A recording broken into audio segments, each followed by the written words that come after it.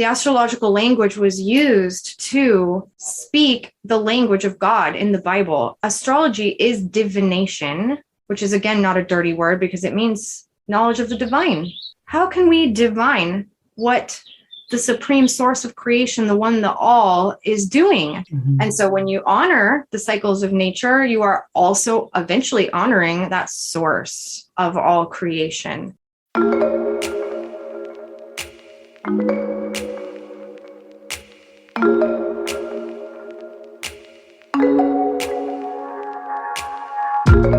Hey everyone, welcome to Josette's Soul Salon, where we have weekly conversations that answer the question, what does it take to live a soul-expressed life? I'm your host, Josette Leblanc, and during this episode, I speak with Rachel Capurso of Aeolian Heart Astrology about the history and power of astrology. Astrology is currently enjoying a massive boom in interest, but remains a somewhat divisive topic in mainstream thinking, despite its historical role in the origins of science. To understand more deeply what astrology is and how it can help us live a soul-expressed life, I invited Rachel to come on the podcast and tease apart what astrology is and what it isn't. Rachel is an astrologer, teacher, and the founder of Aeolian Heart Astrology. She's a voice that speaks to free spirits and free minds.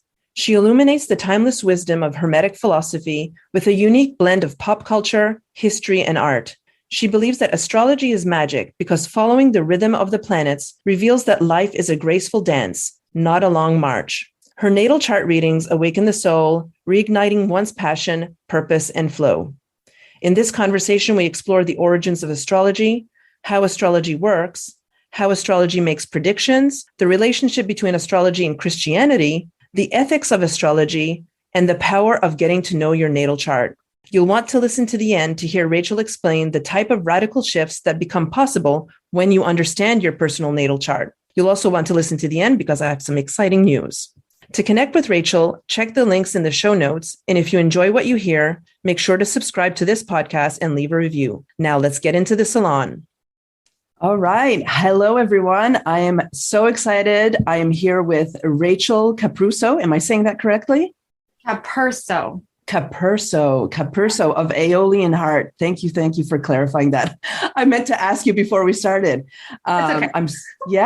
So I'm so excited to be with Rachel today because she is my astrology teacher, and we have so many exciting things to talk about today. We're going to focus, of course, on astrology. And we're also going to mix it up with magic. And this is something I was eager to talk about in general, but more specifically excited to talk about with Rachel because I learned so much about this through you. So thank you so much for being here, Rachel. You're welcome. My pleasure. Yeah. So let's just dive in.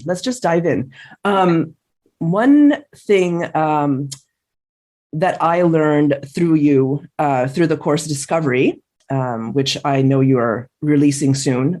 What I learned from you was astrology and the art of astrology, and also how that intertwines with magic. And I know that a lot of people listening, or perhaps some people listening, I'm not really clear on what is magic. You know, we have the idea, like yesterday, my son was talking about, let's make magic. Let's make a rabbit pop out of a hat, where there's that magic. But then there's also this magic that we talk about that is defining the unseen and helping us understand how things, happen seemingly out of the blue. So let's get started on that topic. How would you describe magic in the sense that we're talking today? And how does it connect to astrology? Okay, that's a huge question. So let me just start by... I love to talk about words, root words, to understand something like the word magic. It sounds like so mysterious, and it's difficult to discern where the fork in the road was between, like you said, rabbit and hat tricks, and the sort of like supernatural, spiritual practice of magic that we know from mostly like fantasy novels and such. But magic is very real. And what the common root word in magic is mag, M-A-G. And we also find that word mag, M-A-G, in the word image, as well as imagination. So imagination and image, imagination produces images within, We don't actually think in words, we think in images, and we use our words to translate the images that are flowing through us, which is pretty amazing to think about, how much complexity there is going on within us at all times. Because no, we're not seeing words ticking across the screen of our mind. We are feeling and seeing images. We dream at night in what? Images, imagery. So our imagination is not just the place of fantasy. It's not just the place where we escape from reality. Our imagination is actually the nature of our consciousness. It's the nature of our inner world, and it speaks in images. And we have a tremendous amount of control over the images that we hold, that we choose to hold. Not necessarily the images that flow through us, but the images that we choose to carry, the images we use to cultivate. We hear this term a lot when we talk about our self-image. So this is like commonplace, absolutely pop psychology stuff, self-image. When your self-image is good, it's well understood that your life begins to flow in a far more positive way because the image you hold of yourself is positive. It's forgiving. It's accepting. If you have a negative self-image, that produces what? Negative self-talk and negative experiences because you think of yourself poorly. You imagine yourself to be what? A failure, a loser, incompetent, whatever it is. So just taking that simple premise of acknowledging that each one of us is this vessel of images, and imagination is that space within us. It's the inner world that produces these images. Magic is the art of changing those images within so that you can create changes in your inner world, which then become naturally reflected in the outer world, which seems quite strange and esoteric to a dogmatic materialist, because in the sort of scientific, technocratic, materialist paradigm that most of us have been conditioned by, we were taught that there is no correlation between our external reality, our perceptions, and what is going on inside of us, psychologically, emotionally, imaginatively. But there really truly is. And that is what psychology is trying to work on. If you go to see a psychologist, what they're trying to help you with is to develop the images that you're holding in a far more positive way, in a healthy way. Okay. Yeah, go ahead. Yeah, it's super. So as I just listened to that definition, because I've heard you say that before, but it just clicked again. So what you're describing here, in, as you said, pop psychology or the self-help world, maybe if we want to say right now, maybe the way that it's starting to, this concept of magic is starting to seep into our collective consciousness is with the concept of manifestation, but the law of attraction, right? This is the whole idea is what's in your mind, you will manifest, right? And so magic is another term for that. Exactly. And magic comes from a time before there was a split between spirit and matter, before there was a split between the material world and the spiritual world, right? So we live in this very strange time where those two aspects of consciousness, the inner world and the outer world, have actually been separated or like divorced. But what magic actually is it's a holistic sense of the world, which includes your external observations and experiences as a reflection of or correlated to your inner experience, your inner world, and vice versa. Your inner world is considered to be a reflection of what is going on outside. So we have plenty of remnants of this in the fact that people still understand that their dreams represent some kind of message a lot of the time.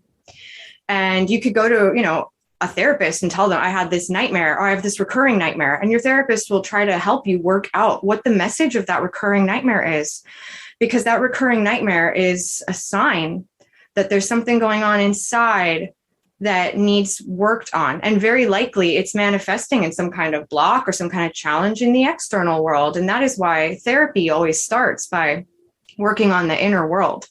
So magic is just the acknowledgement that we have the power to change our internal world, to relate to our internal world more intelligently, and to explore that inner space with a tremendous amount of enthusiasm and adventurous spirit and an artistic quality as well, because magic presents the notion that you are at least partly, this is where the term co-creation comes from, that you are partly the author of your own destiny. Now, that doesn't mean that every single thing in life you have control over. There are forces of nature that are beyond the individual, of course, but we certainly have a lot of sovereignty here. We have a lot of choice about how we choose to perceive ourselves and perceive the potential that we have. And so basically, magic is just choosing, even though the external world may not yet reveal what it is that you desire to experience. Magic is taking a moment to go within and imagining the outcome that you wish to experience, imagining yourself meeting with the destiny that you have already desired, already formulated, already chosen to bring into your life. So a really, really simple expression of magic that we still do, and everybody does it almost, is a birthday cake with candles. Okay. The whole idea of blowing out birthday candles is classic magic because it's, number one, symbolic. The cake is meant to celebrate another year lived by whatever wonderful person it is that you're celebrating. You know, you've made it another year, yay! And you were born on this day, which is very important because that's the day of your solar return in astrology, meaning the sun has returned to the place that it was when you were born. So it's a solar return, your birthday. It's cause for celebration because we're celebrating life. And when you actually, the cake represents the abundance and the joy and the celebration of that moment. And the candles, they're quite symbolic of the sun itself because they are a flame. And what do you do in that moment? You are meant to hold a wish. So you take a second to imagine something that you want. So let's say it's my birthday and the candles are in front of me and everybody's all excited. They sing. Everybody sings to raise the energy and create that energy of celebration. And then the birthday girl or the birthday boy actually takes a moment to hold an image of something they want. So let's say for my birthday, I want to go to my favorite hot springs resort. That's what I really want. That's my wish. I hold that image for 1 second. I feel it and I'm all excited. I feel very, very positive, very optimistic. And in that good state of emotional heights, I actually feel into that joy, that desire. I see it happening just for a second. And then I blow out the candle, which is the ritual representation of my wish fulfilled. Like that. And you're not supposed to tell what your wish was. You're not supposed to tell. You're supposed to keep it inside. And that's another element of magic. So it's like, oh no, that's not born yet. That's still inside of me. That's my own private wish. That's my own joy that I'm protecting from other people's ideas, other people's judgments, other people's energy. So the whole idea of a birthday wish is magic. That is magic. And that's why it doesn't have to be so esoteric and so strange and so scary. Another thing that is magic, whether some people want to acknowledge it as such or not, is prayer. Mm-hmm. Prayer is magic because if you're praying properly for somebody who's sick, for example, the last thing you want to do is fold your hands, go within, and connect to a higher power while imagining that person being sick and in pain. You don't want to do that. You want to instead, you see the person sick and in pain and you go, this is not what I want to see. What I want is for this person to be healed. What I want is to help this person heal by adding my energy to that, even by calling on a higher power in order to help that person heal. And so you do that. You take a moment to be an intercessor, to petition on behalf of this person. And in that prayer, what you're meant to do is, first of all, let go of all fear. because the whole idea of trusting, having faith, is that you're no longer projecting fear and worry and strain onto that person. Instead, you're letting go of all of that. You're getting centered, going within, and you imagine that person being healed. Mm-hmm. When you say the words, "Dear God, please heal this person," you are actually imagining that it is already done. And that's you holding an image of somebody's healing. If you pray and you're imagining, if you say like, "Dear God, please heal them," but the whole time you're just seeing them like getting worse and worse and worse, you're actually making it worse. And that's why the study of magic is so helpful, because it is psychology before psychology. It is a process of sifting, sorting, and refining the inner world, not only to improve the conditions of your life through self-knowledge and also by experimentation, taking note of what actually happens, what ripples actually start from within and begin to make positive changes or even interesting changes in your external world as a result of doing magic, whether that is lighting a candle, meditating, blowing it out, whether that is creating a ritual space, burning smoke, writing a petition, or saying a prayer. These are all the same thing, even though they have different processes, different styles. They're different styles of the same thing, which is acknowledging that there is a reflexive relationship between our inner world and our outer world. And we are creative. We do have creative power. We do have the power to change the shape of our reality. And it's not just by means of physically altering material substances. Although, even if you're just talking about that, if you want to build something, right, it begins with imagination. Even that, which is, it seems extremely practical and very material, still, the conception of a building, the blueprints that must be created, the inspiration of how it's going to look and how it's going to serve people and how the energy is going to flow, all of those things still begin in the imagination. It starts as an image that then gets translated into a map, and that map gets translated into the actual manifestation, and everything works that way. Yeah. So that's what magic is. Oh, that's so exciting, because when I hear you talk, what I hear is that we're just using different types of language, different types. We're all from, when I used to think of the word imagination, I used to think of, just fantasy world and these things of, and you also think of children. Oh, they have a vivid imagination, as if it's not something that is real or that it doesn't have validity. And right. It is valid as you described it. We manifest whatever we want based on what we have in our mind. That's right. And also what I love about what you're saying is, especially when you were talking about prayer, is, the power of energy, that it's energy. We're talking about working with energy healing, energy direction, That's right. And it's not something that we can see. And I guess that's the big mystery of it too, of the concept of magic, is that because we can't see it, we're not sure if it's actually happening. And this not being sure, not having a tangible, immediate example gives us a challenge. But it doesn't mean that it doesn't work or that it's not happening, right? Yeah. Yeah. Everything has an effect, and sometimes it's more subtle, what we would call subtle, when you're an empiricist. And when you're conditioned to be an empiricist, it's very easy to disregard so much of life's experiences. But the reality of it is, you can have, let's say, a beautiful essential oil of a rose, and that's very physical and it's very material and it's quite real by all empirical standards. And then you take that and you inhale it.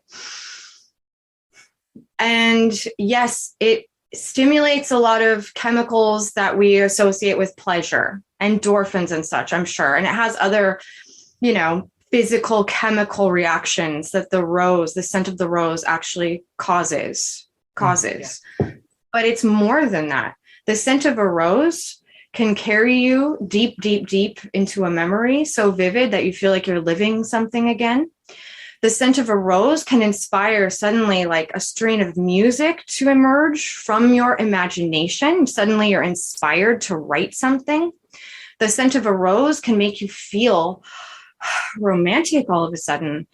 Changes your consciousness. It's so much more than just the brain chemicals, because it's the brain chemicals that are enacting upon this fertile ground of human creativity. And the possibilities are infinite. And that's what's so exciting about acknowledging what's going on internally in every situation. You know, like in the Enlightenment, when spirit and matter were divorced, when they split, that's when, you know, music was no longer sacred in its intention. And music always had been sacred in its intention, but music was now just something that was just there for sound.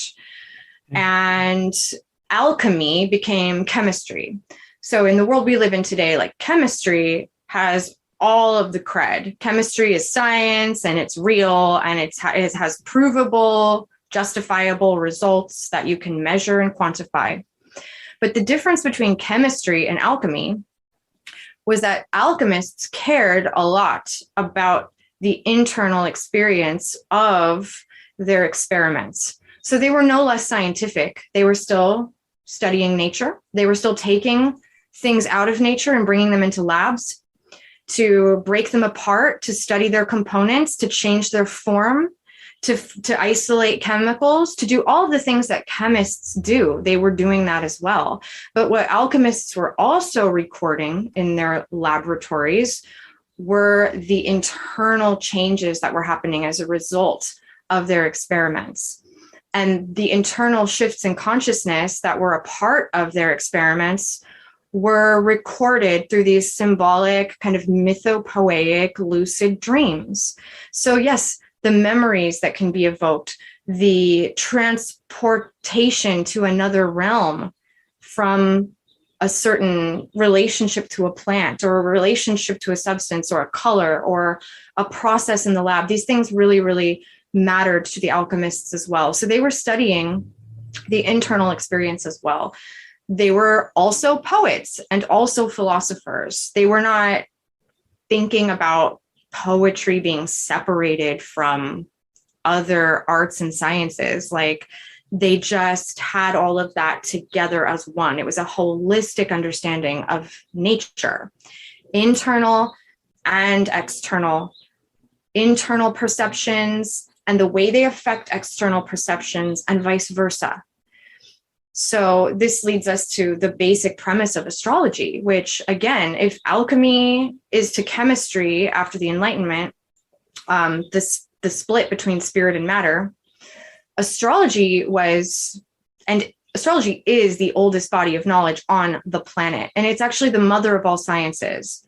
And I have received a tremendous amount of virulent hate mail recently for having called astrology a science, which I think is really funny. But it makes sense because people are so conditioned at this point to believe that science is exclusively a materialist paradigm. It's exclusively an empirical method of knowing. And it's something that is pretty ahistorical because that point of view is only 300-400 years old. That point of view is so new. It's in its infancy, and it's really a rather failed experiment. It's not really working for humanity because we're more than just what we can touch, see, and feel. That's important, but it tells us so much more than just what can be quantified. So astrology is astronomy from the ancient world, which is, it's absolutely awe-inducing. It's awesome to actually look back at ancient civilizations and see how they used astrology to inform not only the way that they grew their plants and their crops, but actually how they built their cities. They had all ancient cities were great monuments to the heavens, and that's a fact. They actually derived the art forms and the sciences of things like geometry from the stars, from studying the stars. We didn't just come up with geometry out of nowhere. Yeah. Just like you don't imagine building something out of nowhere. There's some kind of need. So the need to invent geometry was actually born from the desire to understand the motions of the heavens more. And when you look up at the stars, if you can, I can't really see the stars that well in LA, but you look and you're like, wow, look at all these points of light. And imagine having centuries after century upon century in the stillness of the night with no electrical lights, all of these people recording and observing. They're looking at not only the movements, but the points of light start to connect, and the human imagination begins to create mathematics so that we can actually study and measure and understand the movements of the heavens, and therefore create things like architecture. Great architecture comes from geometry. Geometry comes from the stars. So when I say astrology is the mother of all sciences, I mean it very literally. It's not just a poetic device. Not only that, but astrology, rather than just studying the motions of the planets for the purpose of having a mathematical understanding of how far everything is from the sun and how swiftly everything's moving and when we predict that the sun will burn out, instead of simply using mathematics to quantify everything, what astrologers were interested in was also how do the motions or the change of light, how does this shifting light affect life on Earth internally as well? Mm-hmm. And so when people go, that makes no sense, I go, okay, well, how different do you feel inside in the morning versus at night? It's pretty simple. I mean, this is what, and this is the exciting part, is that it's all exciting, but when you start to pay attention to your natural rhythms, really pay attention to your natural rhythms, monthly, weekly, daily, you become aware of like how much the earth and the stars and the cosmos does affect you. You know, you can tell by the light of the moon how you are feeling. I challenge anyone listening to pay attention to how you feel around a new moon compared to how you feel around a full moon. We have all heard about what happens at the full moon. Oh, there must be a full moon tonight. Everybody's going crazy. You know, that's from something. It comes from something. I know personally that around a new moon, I just don't even talk. I mean, don't talk to me. I'm not, but that comes from having paid attention to my energy.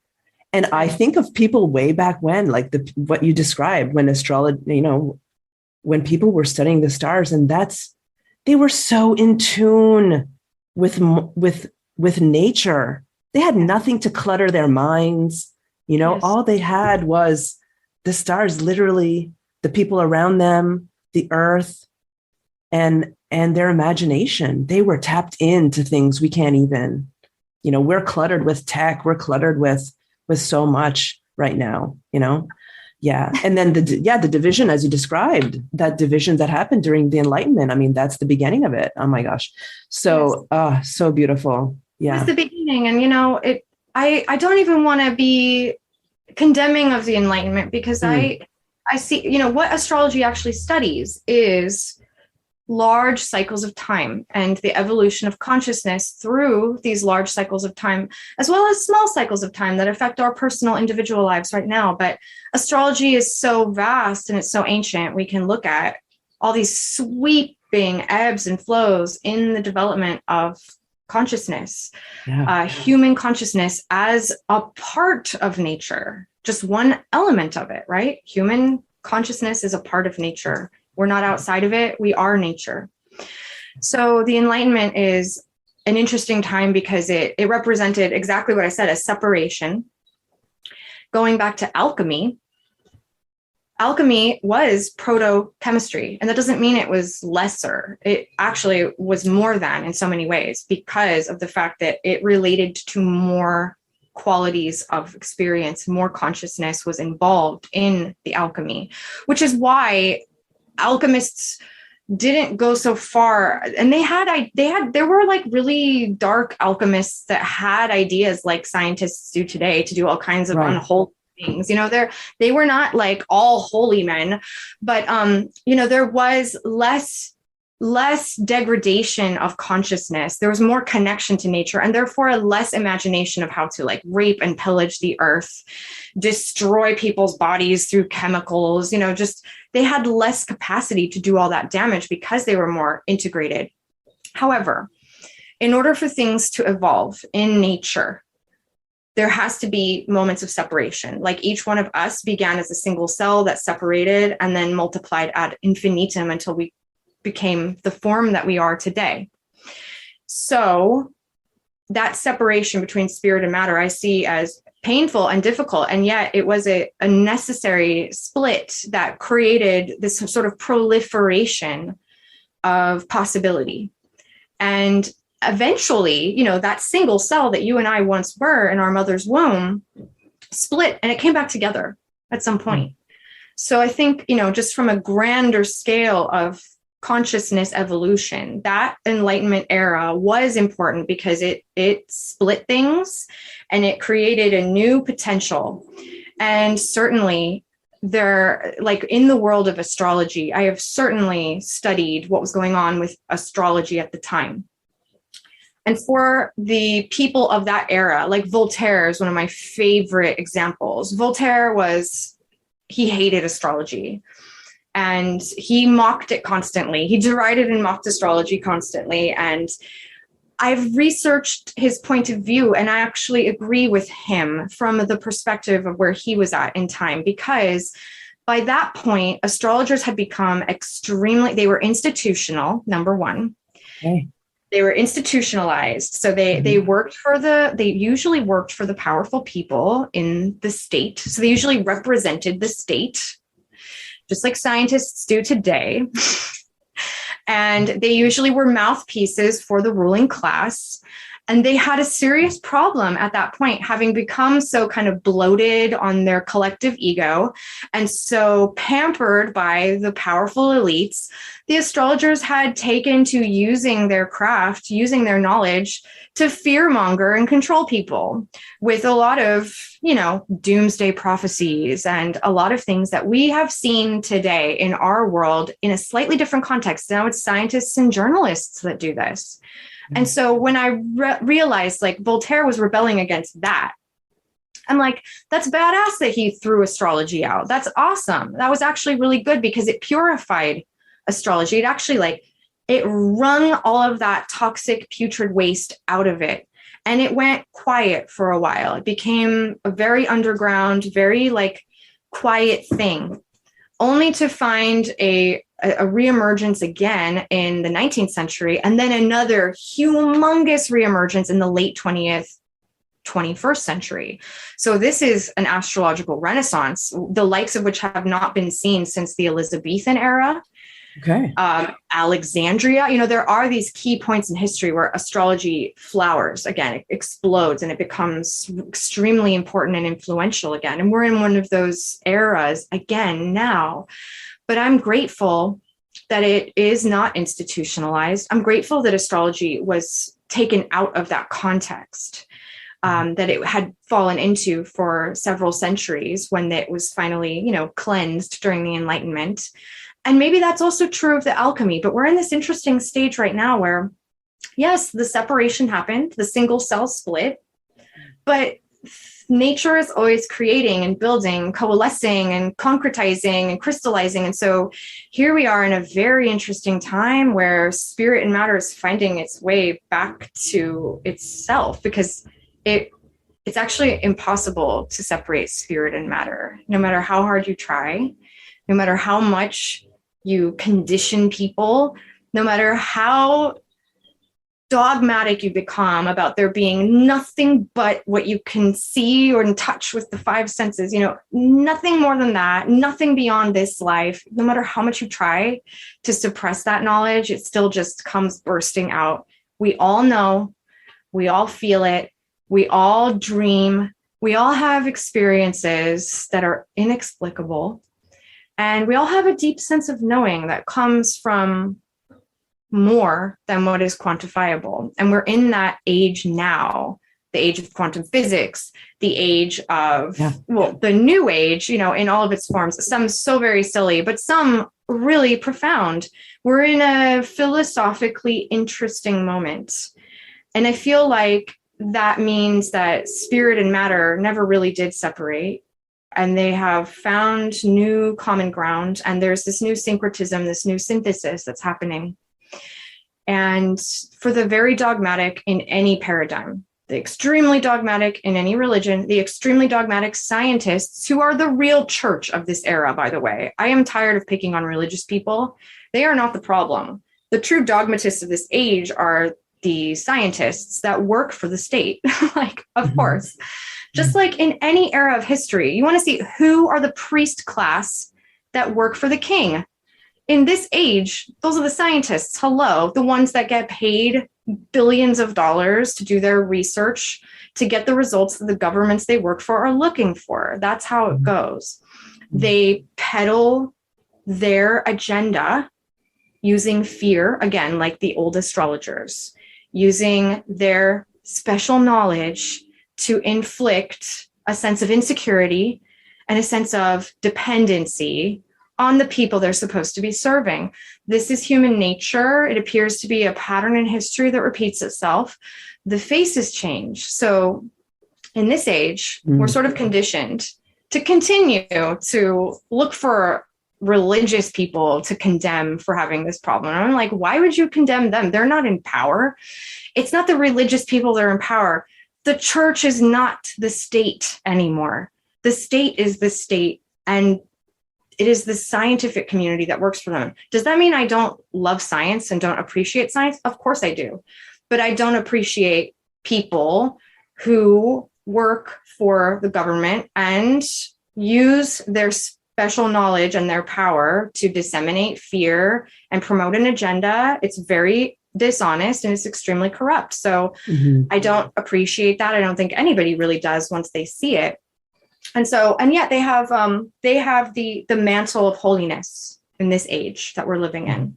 But we're also in such revolutionary times because things like astrology have been reborn like the phoenix. And this time, astrology is extremely potent because it immediately adjusts your consciousness. It immediately adjusts you back into this beautiful attunement to nature itself, which has so many cycles, so many ebbs and flows, so many things that have a resonance with what we really, really do know, what we really do experience. It's more honest, it's more open, and it's humbling, which is very interesting because I think there's a real misconception that astrology is fatalistic, number one, that you go to an astrologer to find out what your future is going to be.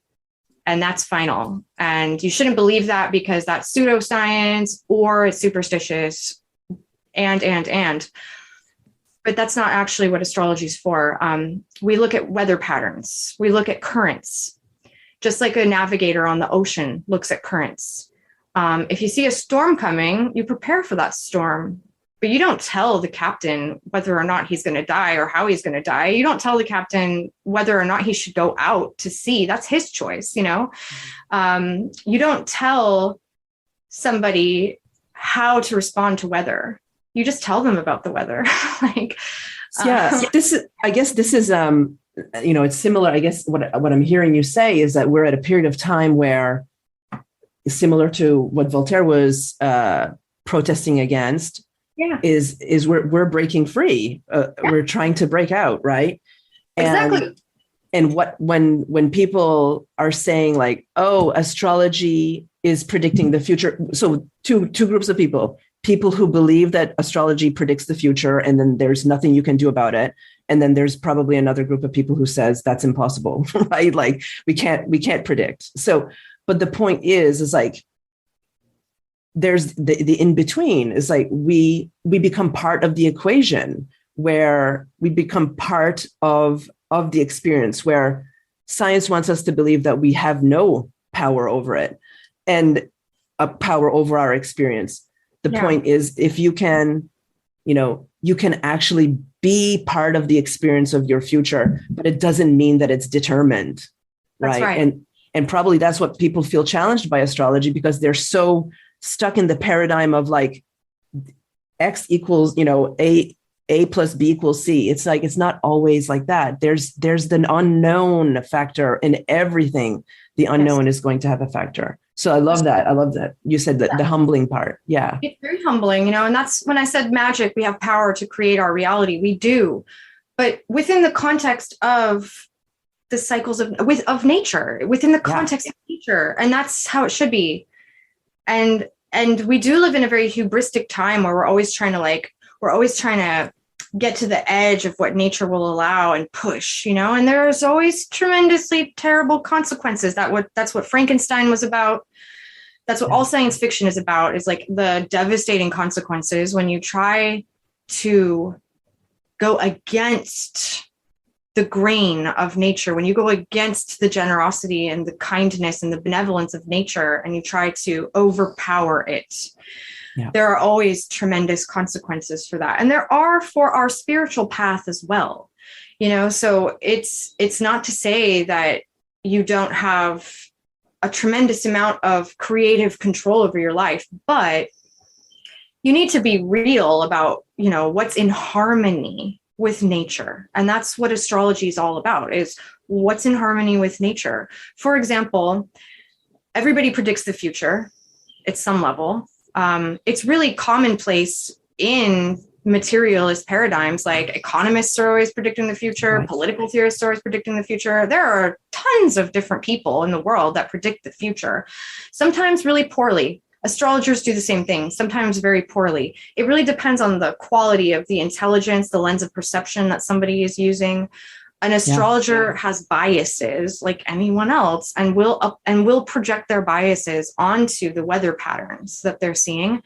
And that may lead them to interpret things very badly. And, they're just human. So you should never listen to an astrologer's predictions as being gospel truth, because you should never listen to anybody's predictions as being gospel truth. There are human errors, misinterpretations, and there are also unsettling, shocking, and surprising events that take the direction of civilization or a society in a direction that was actually unpredictable. And there are elements in astrology that acknowledge the unpredictability, the chaos. There is a planet named Uranus that represents chaos, unpredictability, shocks, and disruptions. All you can see is that, oh, wow, a lightning bolt's going to strike, but we don't know where.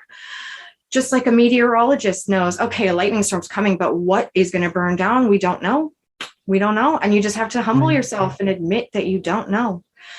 But we all predict the future. For example, the astrology starts with really simple cycles, the sun and the moon. So simple. The zodiac is a seasonal calendar that describes the sun's journey.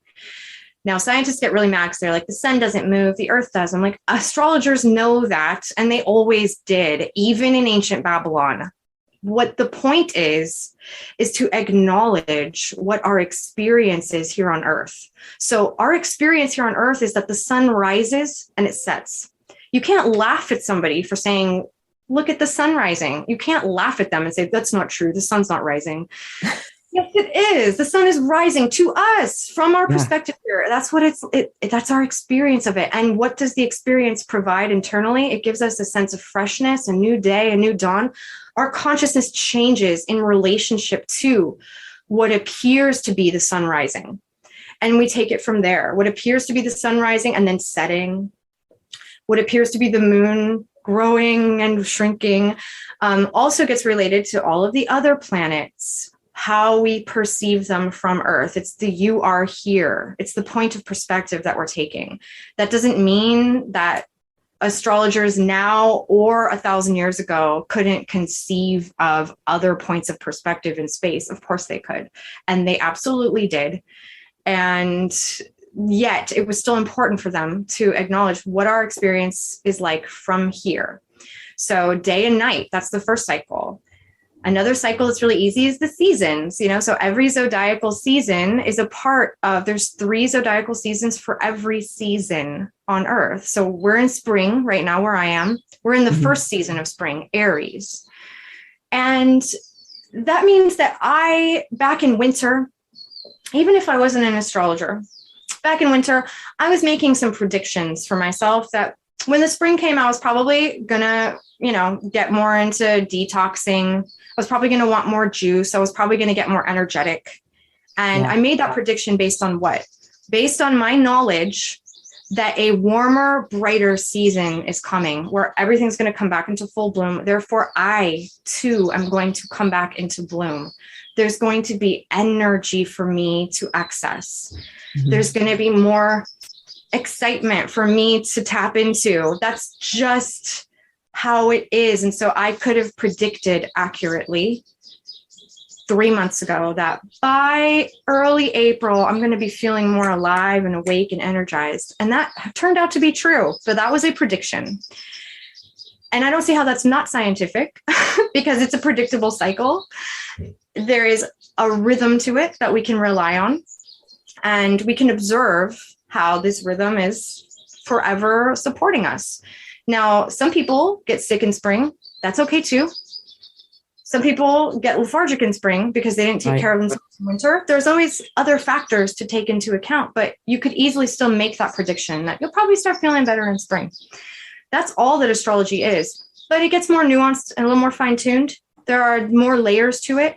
The complexity is most definitely more than that, but nevertheless, it doesn't actually really veer off that simple path, which is, let's just acknowledge that the more light and heat and life there is around you, the more energy there is for you to tap into. You make a choice how you want to relate to the spring. You make a choice how you want to look at the effect that the shifting light and the shifting energies will have on you. You don't have to enjoy spring. You don't have to. You could act exactly the same way as you did in winter if you want. But why? We are always moving and shifting and changing. That's how nature is. We too are nature. We are always being kind of moved to evolve. And so we evolve with the seasons, and it is a healthy way to live. That could be quantified and proven that if you align yourself with just the seasons alone, solar seasons, then you're on the right track because you're eating the right foods. You're taking care of your body in the way that your body is resonating with, because your body is a part of the earth. Your body feels the light. Your body feels the life. So that's all that astrology is. It seems so weird and superstitious and esoteric, but it's not. Yeah. And fatalism is a linear concept. Fate is like a line. You're stuck on a line. You're either going up or down, or you're going forward or backwards, and you're stuck on a track, right? That's the whole idea of fate. You're stuck on a track and you can't get off. Fatalism is something that is profoundly felt in an IQ test. Right. IQ, it puts you on a point. It plots you on a point on a scale, and it tells you how much value you have in society based on what?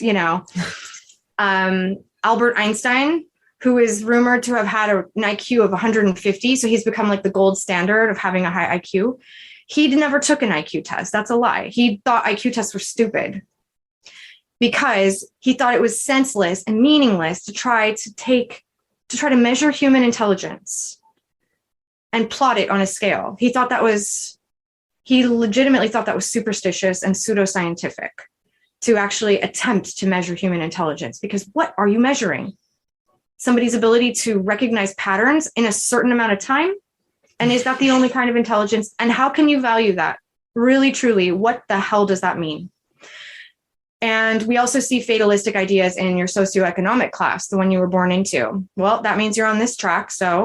And yeah, you can break out of it, but it's hard. And even in America, where I live, where you're supposed to be able to have so much ability to move, believe me, they make it hard. They make it hard to break out of your socioeconomic class. That's your fate. That's how they want it to be. That's how society runs. There's a lot of fatalism in our world, a lot. Whether you graduate from high school or college, blah, blah, blah. There's so many things that we use to measure our success and our value. Your weight, your BMI, that's a good one. All of these things. It's so Whether- funny here in Korea, Yeah.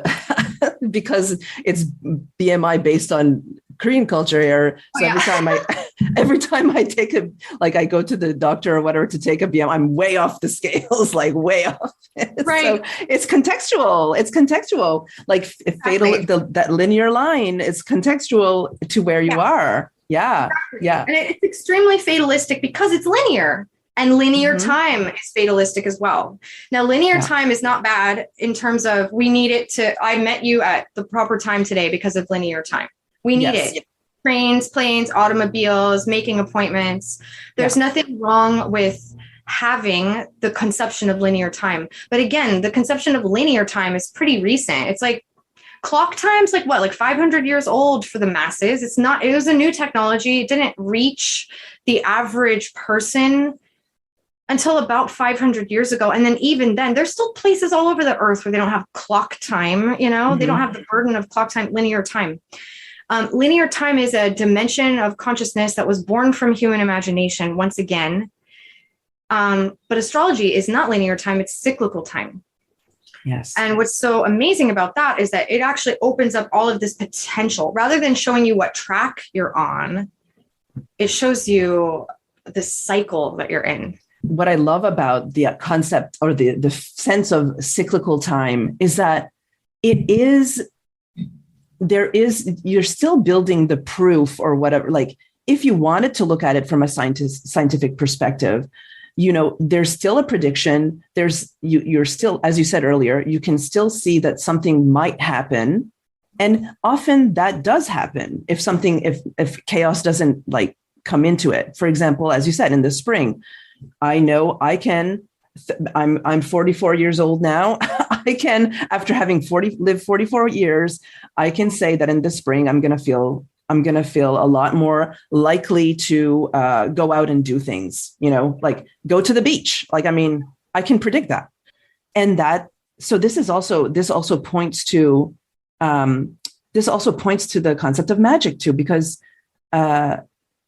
I can start testing all these little things that happen in my life. If I do this action, I take this action at this time, based on the moon, for example, if I do a moon ritual or something like that, I can predict that the outcome might happen because I have proof that every other time that I've done it, I have had a result, maybe not the specific result. For example, if I did a moon ritual and I was calling in, I don't know, more a better relationship, or if I did something around Venus and I wanted to increase my beauty in my life, maybe I wanted it to be specific. Like I want beauty in this way. I want to lose weight. I want to look good.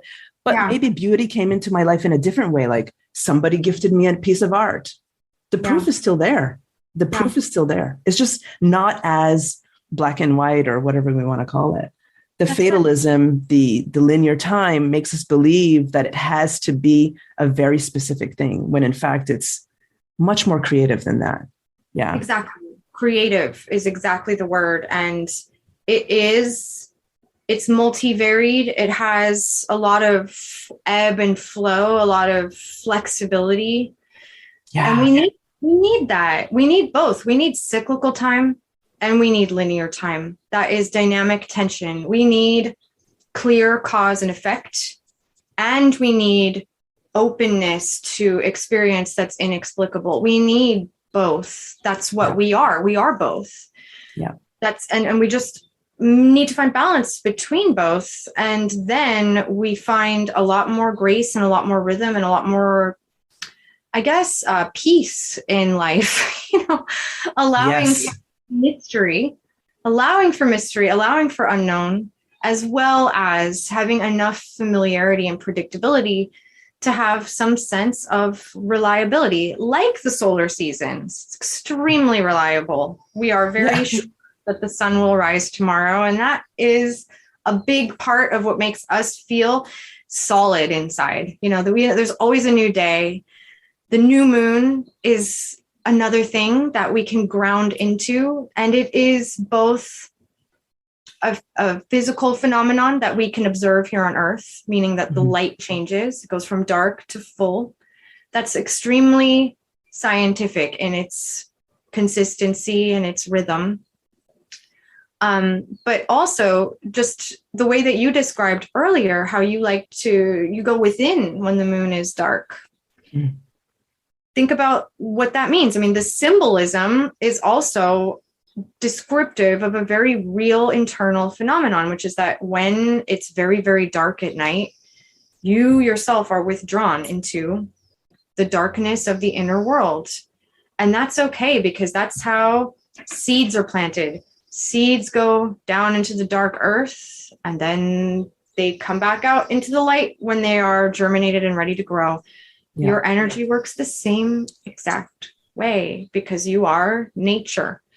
Yeah. It's so beautiful. It's so beautiful when you start juxtaposing the human experience to experiences of nature, just like the seed, as you described it. I love the seed symbolism. It's just, a seed it's not gonna grow if it's just right out there in the sun all the time. Like, it's not. It's like the same. We can't, as a human, we can't be on all the time. Like, we can't. And there's this misconception that we can. And once you start admitting that, no, that's just like, stop trying to hack nature. You are part of nature. Once you start accepting that on a mental level, then, life is just easier, just easier. Yeah. So much easier. And there's still so much for us. Like, we are so creative. Human beings are so amazing. We are here to shape nature. We are here to work with it. We are here to refine it, shape it, work with it, build with it. We are here to do that. But within certain bounds, and that is where spirituality comes in. That's why people have their spiritual path, their religions, because those spiritual teachings and their religions give them those bounds.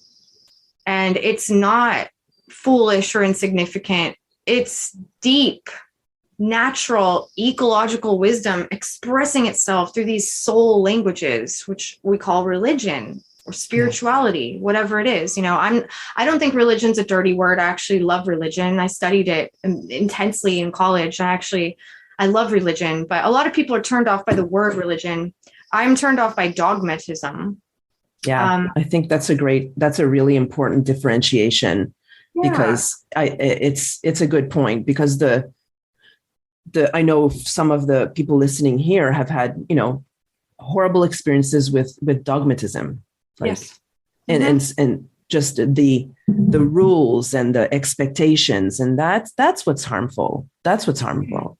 Yeah, no matter what it is, political dogmatism, scientific dogmatism, religious dogmatism, whatever. I mean, your home, Exactly. An example that I've always used from my personal life is, so I became a vegetarian when I was 4. I was a strange only child, so I just did these kinds of things. So I became a vegetarian, and I still am today. So it's something I started back then.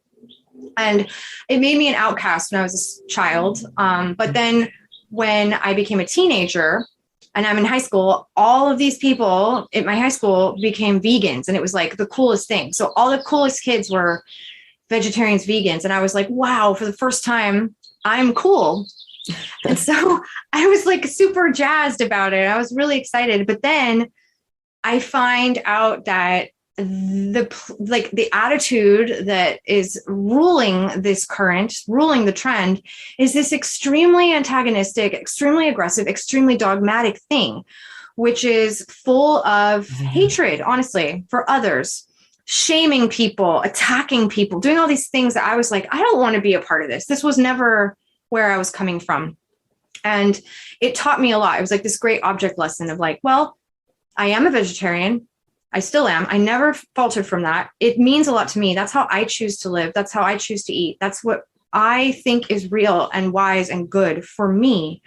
But to use something that I believe in, that means a lot to me, to hurt other people, shame other people, frighten other people, attack other people, it never sat right with me. It didn't feel good. And I realized that's what dogmatism is.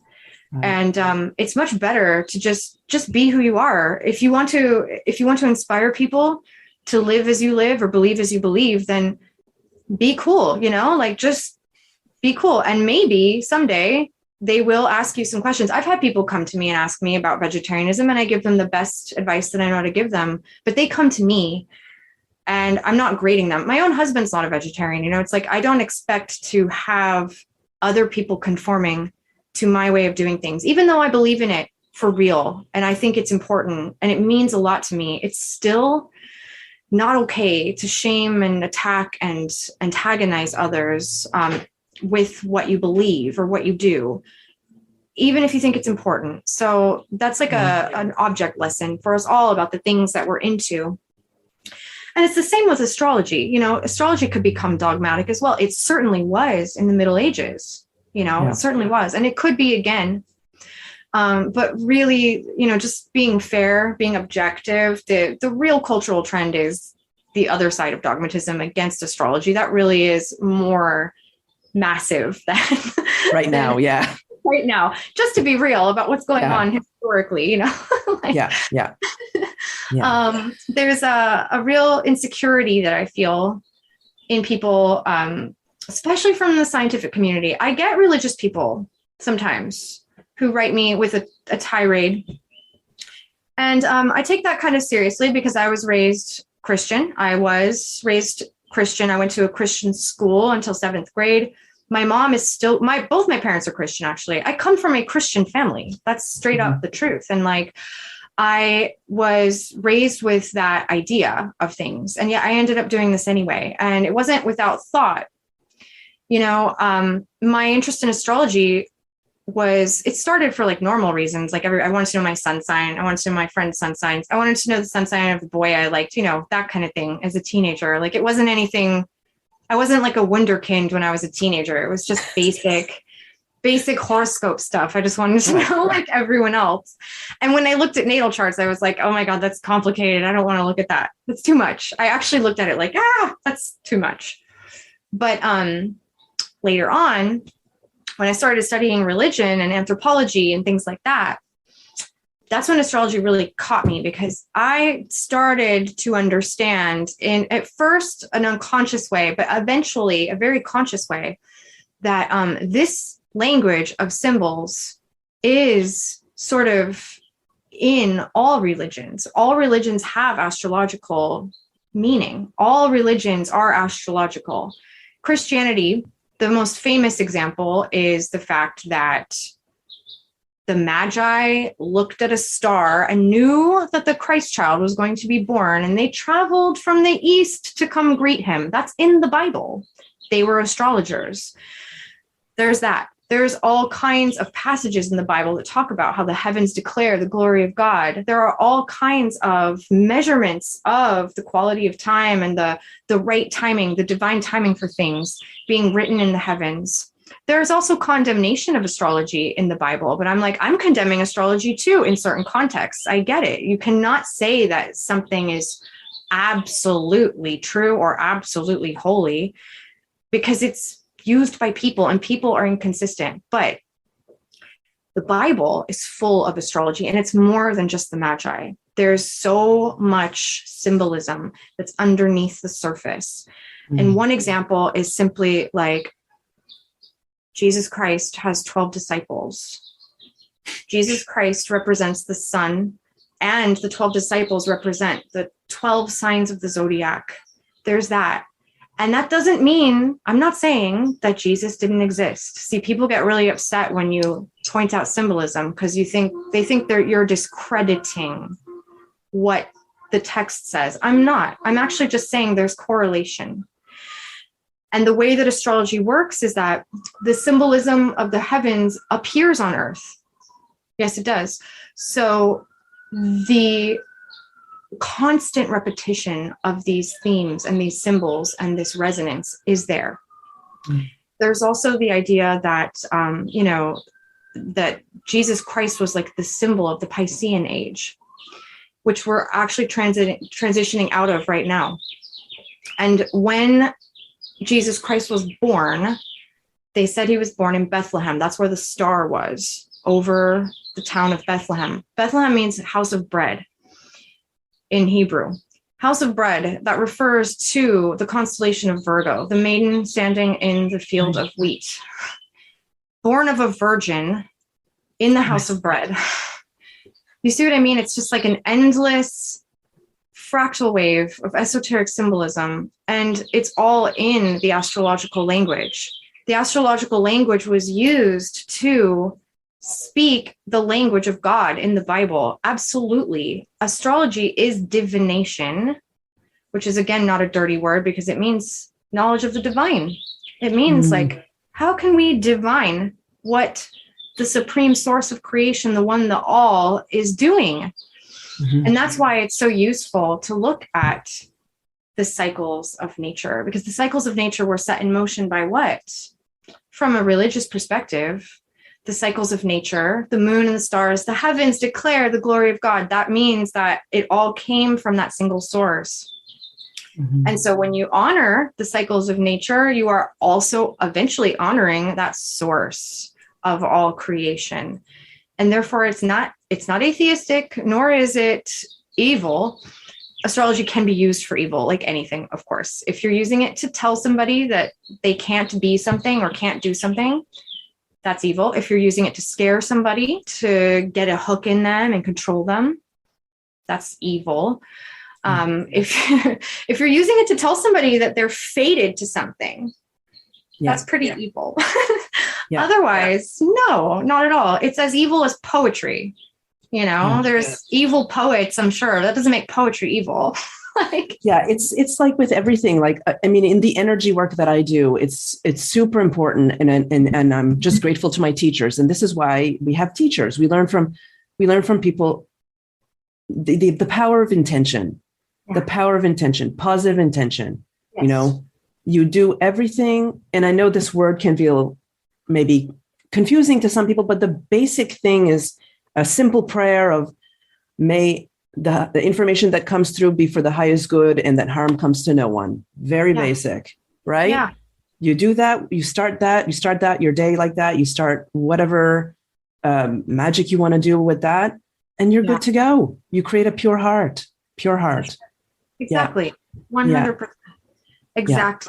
Exactly. And it's just fascinating to me when the deeper you go into astrology, the more threads you'll find. And it's so woven into all the ancient texts, all the sacred scriptures.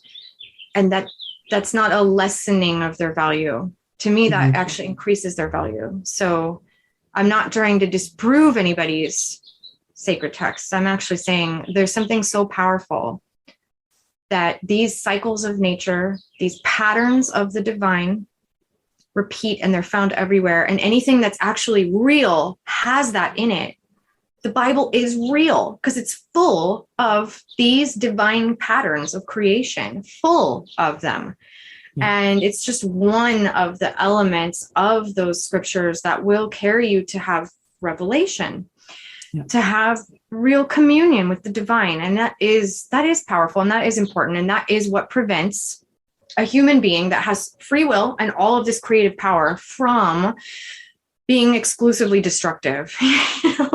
We have a lot of power to be creative and destructive. So we need inspiration and knowledge to guide us to be creative and have good intentions instead of being unconscious and destructive, because when we're unconscious and destructive, we create a lot of strife. We go to war, we steal, we rob, we rape, we pillage. It's horrible, and we really need help. We're in a very difficult position here on earth with so much power. And that is what we're learning to grapple with, is just how much power we actually have. And that is why we need philosophy and religion to give us the scope for our imagination, not just inspire the imagination to do whatever, instead guide the imagination to do something that's in harmony with nature. So in harmony with nature is not murder, war, rape, and killing. No, not really. No. There's aggression. Wow. Yeah. There's aggression. There's some violence. Tension. There's tension for sure. But the things that human beings are capable of doing, that's really what separates us or makes us feel so separate. And that's when we are disharmonious and discord, So, Yeah. Astrology is about being in harmony, and that's all. And it's not a religion, but it is a sort of language of soul that can help you understand religion more. It's not a science in the way that we think of science today, but it is a method of knowing things, of seeing the world. And it's definitely a consistent language and framework that goes back many thousands of years. So in that regard, it is. And it's most definitely an art form. I feel like in this era, the people that are really meant to vibe with astrology, use astrology, are artists and healers of all kinds. Because artists and healers are the ones that are always digging in deep to the inner world, and then offering what's inside of them to others. And they do that consistently, and they do that kind of selflessly. They do it even though it hurts. They do it because that's their calling in this life, to create things that inspire and uplift and offer their energy and their service to people, to bring them comfort, to bring them stability, to do what they can to make life a little better through beauty and through love. So artists and healers are the ones I feel are most deserving of the things that astrology can inspire. It's very enriching for that life. Yeah, it's definitely given me so much more clarity on how I guide my clients, how I do my work, when I do my work. Like it's a game changer. I know that we have to end soon, and I feel like we've answered this question. But the main question of this podcast is, how do we live a soul expressed life? And the question that I would ask is, how does astrology help us, or astrology and magic help us live a soul expressed life? I feel like we've answered that question. To me, I mean, I'll answer it quickly, and I'll ask you if you can also succinctly say something on that. I feel part of the, to live a soul expressed life is to express what your soul is, what your true self is, your higher self, whatever you want to call it, that essence of you, only you. And part of that happens when we are in harmony with with nature. I think that's what the Bible was getting at when you were talking about, when, that connection to divinity. That's when our soul can express itself, when we are in connection to the divinity. And that's only going to happen when you are in harmony with the cycles of nature. But I would love to hear what you think too. Well, we haven't even talked about the most basic reason for using astrology, which is to just study your natal chart. Your natal chart is the snapshot of where everything was when you were born. And again, to many people, this is extremely esoteric and weird. And how could that have anything to do with who you are? Well, it has a lot to do with who you are, because of the quality of the energy when you were born. The quality of fruit is dependent on what season it is. The quality of a plant is dependent on what season it's in. And there is, whether you want to believe it or not, some correlation to the internal structure, the psyche, the soul of the person, depending on what was going on in the heavens at the time of their birth. And what it basically shows is all of the gifts that you were born to share. And it's a whole picture of you. It's not you chopped up into little bits where we go, we like this part of you, we don't like that part. There's nothing linear about it. It's a circle. It's the wholeness of you. And what it reveals, it's this beautiful organic image that shows that every part of you has a purpose. So not only do you have a purpose, which is a really terrible existential crisis that I think a lot of modern people have. Yes. Does life have a meaning? What is my life purpose? Your natal chart says absolutely. And this is why we believe that it connects to the divine, because it just lays it out. Yes, you have a purpose, a divine purpose, and you were born with all of these gifts to share.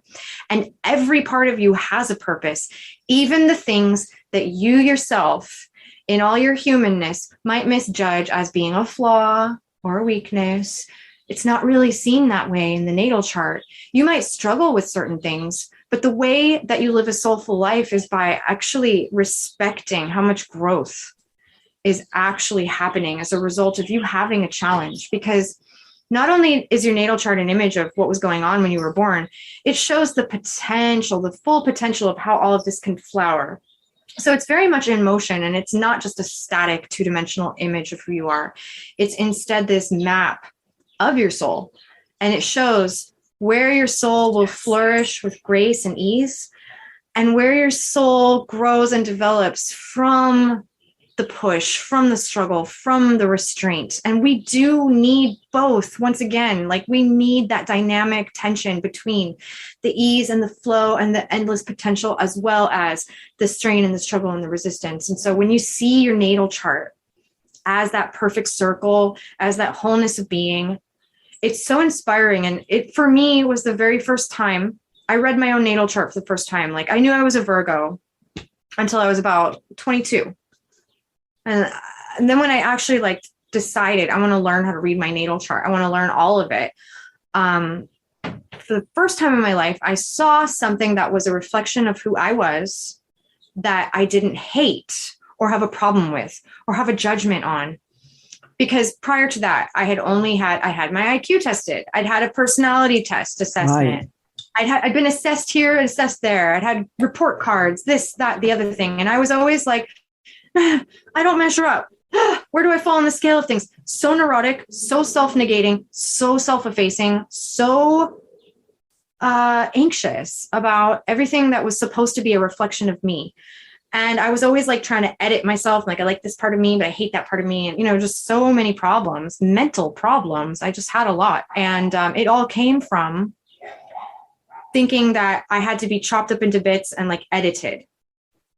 That was legitimately where I was coming from psychologically. I'm I need to be edited. I'm not good the way I am. Some things have to be deleted, trimmed, cut. Then I see my natal chart, and it's the whole picture, everything. And it all connects. And suddenly, my consciousness just changed overnight. I'm wow. I'm not saying I never struggled with neurosis again. I'm not saying I never felt anxious again. I'm not saying that I've never felt bad about myself since then. I certainly have. But it is a completely different thing, because I also know that that's a temporary passing misunderstanding. Mm-hmm. And that underneath all of that, there's this whole picture. Everything connects. Everything has a purpose. And yeah, it gives you this sense of suddenly relaxation and trust. And also, you're awestruck by yourself without being egotistical. It's not ego stuff. It's not arrogance. You don't look at your natal chart and get all puffed up about being more important than other people. It's not that. Instead, the circle, the whole picture, the integrated consciousness that it represents, the real picture of what your soul is just stunning. Yeah. The way that a leaf or a seashell is stunning. You're wow, that's me. I'm the leaf or the seashell. So beautiful. And they're all different. And that actually gives you genuine tolerance for other people. Mm-hmm. Not sociological tolerance, which is extremely artificial and usually fake. I mean, you actually just know how many types of people there are out there, and you have a lot more patience. Oh my gosh. Yeah. That's it. After halfway through your course, I kept thinking, oh, this is why this person is this way. And I just had so much more compassion for them, for myself, right. So understanding, compassion. And then when when you helped me realize that it's a soul map, oh my God, I've been looking for this forever. Who hasn't? I know. Exactly. It's stunning. It's an incredible thing to see. And it's way beyond ego. I am not saying that you become a narcissist. No. It's very humbling actually, but it's also because it's not just about you. You realize everyone has one of these. Everyone has one of these. And wow, everybody has a purpose. And wow, you actually start to really know that instead of just paying lip service to that. And, the idea of of being more compassionate towards others for being different. I mean, that is real with astrology. Yeah. It's this knowledge of how many different types of people there really are. And, in psychology, we're trying to get at this. We're trying to get to the inner world. We're trying to understand ourselves. We're trying to appreciate what we have to offer. But the problem with psychology, and I have respect for psychology too. I actually do. And I really love like Freud and Jung, especially, but William James, Freud and Jung are really top guys in my oeuvre of favorite authors. But they're always looking for something that's wrong with you. That's the premise of psychology. You go to the doctor because you're sick. You go to the psychologist because you're ill. You need to be put back together. You're broken. There's something wrong with you. I'm not saying that you shouldn't go to the doctor if you're ill. You should. But why can't we explore the inner world with that level of intensity, looking for what's right with us? And again, like a lot of my mental illness was adjusted naturally over time by actually learning to see myself this way. Instead of trying to figure out where I measured up in the scheme of things, trying to find out what's wrong with me. Why can't I fit in? Or why can't I be the best? Or why can't I measure up? Instead of being just tormented by those ideas, which turns into neurosis, which is mental illness, I started to see things differently in this holistic way, which is so important. It's so healthy. So you're looking for what's right with you instead of what's wrong. Think about just the intention, like you said. It's all about your intention. In science, it's all about your it's all about your question. What question are you asking? That's the quality of the result you're going to get. That's the quality of the experiment and the result you're going to get. So psychology is great, but it's about what's wrong with you. Astrology is great because it's about what's right with you. And if you need to know what's wrong with you too, you could find that as well. It's definitely included, but it's really more about how that thing that's wrong with you is also what's right with you. Because without that thing that's wrong with you, you wouldn't have grown in the following ways and you wouldn't be the person you are today. It's actually extremely wise in that regard. So, yeah. Wow. So good, Rachel. Oh my gosh. I mean, I could go on and on to talk about this. There's so much. What I do want to say is thank you so much. And for everyone listening, I highly recommend getting on Rachel's Patreon, getting into Rachel's Patreon. I don't know how to say it, but she sends a weekly astrology forecast that helps you understand what's going on in the cosmos right now, for the week. And I listen to that and I get, again, always like, oh, okay, now I understand. So many revelations and just, again, compassion for myself. And I'm able to share that with my clients. And they're so, they feel grateful, and so I highly recommend that. And Rachel, where else? And of course, her discovery course, if you want to dive in and learn this for yourself and gain the confidence to know your natal chart yourself, to be able to communicate about the stars and the planets and everything yourself, I highly recommend it. But Rachel, where else can people get in touch with you? Well, my website is aeolianheart.com, AEOLIANHEART, Aeolian Heart. And you can get on my newsletter on my website. So go to my website, get on my newsletter, and I will send you seasonal forecasts, which I put a lot of work into. Yes. I always relate the zodiacal seasons to a great artist or an author from history so that I can make the energy come alive and also be educational and inspiring. So it's more than just an astrology article. Yeah. And I have a Facebook page. You can find me at Aeolian Heart Astrology on Facebook. And I have a Patreon, as Josette said, and I also have a YouTube channel that I just started. So if you subscribe to my YouTube channel, Aeolian Heart Astrology, you'll be one of the first to start following me. I'm going to do some really cool stuff on there very soon. I've started putting out live streams and a few videos, seasonal forecasts, and I'm going to be doing some videos on the issues in astrology that we've talked about today. astrology versus religion, astrology versus science, with a lot of respect and love for all sides. So I'm not going to be causing a war, but I am really interested in talking about these things. So yeah, that's where you can find me, my website, YouTube, Facebook, and the best way to be in touch with me is to get on my newsletter list. So sign up for that. Yeah. Yes. And Aeolian Heart, Rachel is so generous with her information. If you want to geek out on all levels, like it's history, art, everything. I mean, it's just so much fun to read your newsletter and everything that comes through. So thank you so much for your generosity of heart, for being here. And I hope to have you on the podcast again. We'll continue. For sure. That would be super fun. Let's do it. Right on. Okay. Thank you, Rachel. Bye. Thanks so much for listening to this powerful conversation between Rachel and I. Remember to get in touch with Rachel, find all her links in the show notes. And if you enjoyed what you heard today, make sure to subscribe to Josette's Soul Salon and leave a review. But before you go, I want to share some exciting news with you. One of my greatest gifts and joys is to help lightworkers, coaches, healers, and visionaries tap into the natural energetic cycles we talked about in this episode, so that you can show up for your work in a way that's energizing and in flow. When you follow your natural energetic system, it's much easier to show up online. This is why I created the program Soul to Social. Soul to Social is an 8-week group coaching program designed to help you find the self-trust and energy you need to make your soul work visible. Because when you show up this way, you can connect with the people who need you while you do the work you love. Soul to Social starts again on April 25th or April 26th, depending where you are in the world, which also happens to be when Mercury retrograde in Gemini starts to peek through. So if you're interested, see the link in the show notes for more details. And if you're catching this episode at a later date, be sure to get on the wait list so you can be the first to get updates about when Soul to Social starts again. Once again, thanks so much for listening. And until next time, take good care.